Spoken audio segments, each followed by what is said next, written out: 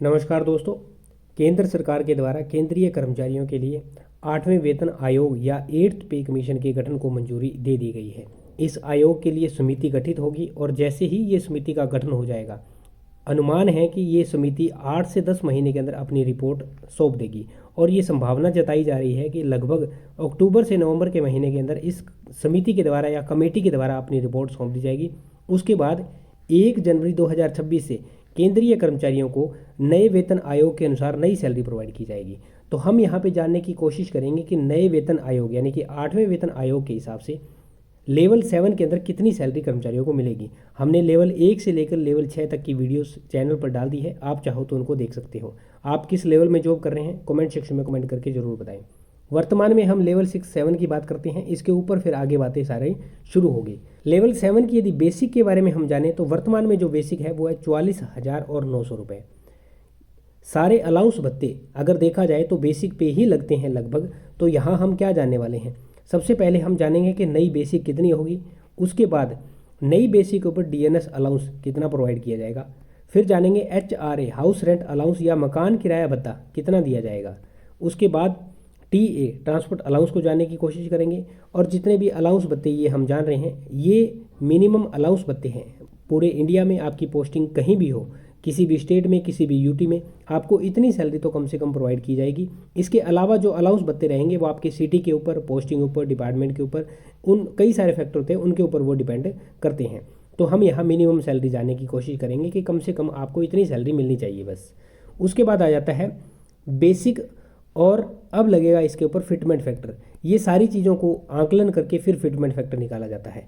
यदि हम केंद्रीय कर्मचारियों की या कर्मचारियों के संगठन की बात करें तो उनकी मांग है कि उनको 2.86 फिटमेंट फैक्टर दिया जाए। दोस्तों, जब 7th पे कमीशन आया था तो उसमें 2.57 फिटमेंट फैक्टर दिया गया था। तो अभी जो मांग है वो 2.86 की है। यदि 2.86 फिटमेंट फैक्टर के हिसाब से 44,900 बेसिक का कैलकुलेशन किया जाए तो ये जो आपकी प्रीवियस बेसिक होती है उसके ऊपर ये कैलकुलेशन किया जाता है। जितनी आपकी बेसिक होती है उस बेसिक के ऊपर ये जो फिटमेंट फैक्टर होता है उसको मल्टीप्लाई किया जाता है। तो यहाँ पे फिटमेंट फैक्टर इतना लगाने पे बेसिक आपकी बन जाएगी 1,28,000 रुपये। अब सारे अलाउंस भत्ते देखा जाए तो इसी के ऊपर लगेंगे। तो सबसे पहले डीएनएस अलाउंस 99% चांस यही है कि जो डीए है वो पहले 6 महीने के लिए जीरो ही रहेगा और 6 महीने के बाद जब AICPI इंडेक्स के द्वारा आंकड़े दिए जाएंगे तो उसके हिसाब से वो 2, 3, 4 जितना भी आंकड़ा आता है उसके हिसाब से वृद्धि होगी। अब मान लेते हैं HRA कितना होगा।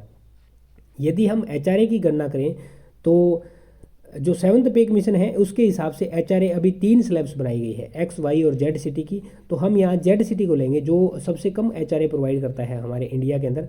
तो Z सिटी की यदि हम बात करें तो वहाँ पे 8% HRA दिया जाता है। तो 8% यदि हम बेसिक का कैलकुलेट करें तो HRA बनता है 10,240 रुपये।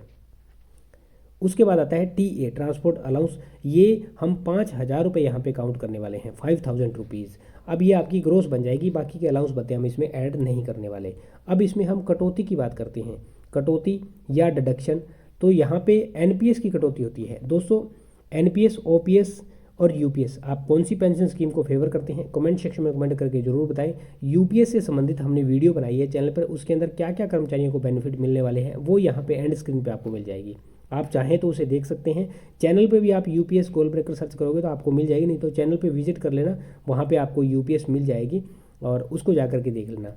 तो NPS की कटौती होती है बेसिक प्लस DA की 10%, बेसिक प्लस DA की 10%। और DA है नहीं यहाँ पे, तो यहाँ पे बेसिक है। तो बेसिक का यदि हम NPS 10% काउंट करें तो ये आपका बनता है 12,800 रुपये।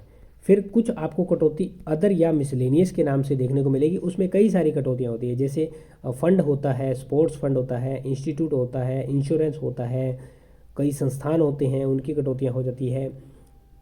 तो ये कटौती होती है। कुछ कर्मचारी अपने मन से किसी संस्थान से, किसी सामाजिक कल्याण की संस्था से या कोई NGO से जुड़ जाते हैं तो वहाँ भी वो अपनी कटौती करवाती है। इन सभी कटौतियों को मिला जुला कर जो कि 50 रुपये कहीं, 100 रुपये कहीं, 20 रुपये कहीं, 10 रुपये कहीं, 150 कहीं, इस तरह से होती है।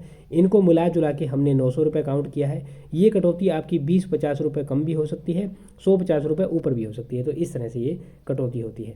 टोटल यदि हम कटौती की बात करें तो ये बनती है 13,700 रुपये। अभी यदि हम ग्रोस की बात करें, जो ग्रोस सैलरी है वो आपकी बन रही है 1,43,240 यदि इसके अंदर से मैं कटौती या डिडक्शन को माइनस करता हूँ तो ये आपकी बनती है in hand salary.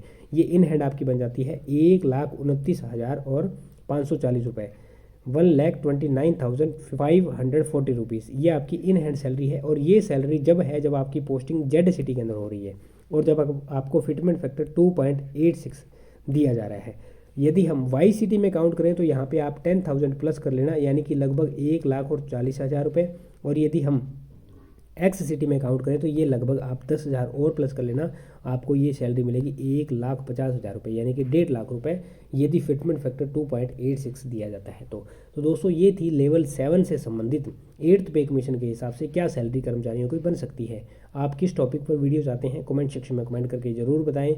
UPS, NPS और ओपीएस के बारे में क्या ख्याल है, फिटमेंट फैक्टर कर्मचारियों को कितना दिया जाना चाहिए, इन सभी पर आप अपनी राय कमेंट सेक्शन में दे सकते हैं। उम्मीद करता हूँ जानकारी समझ पाए होंगे।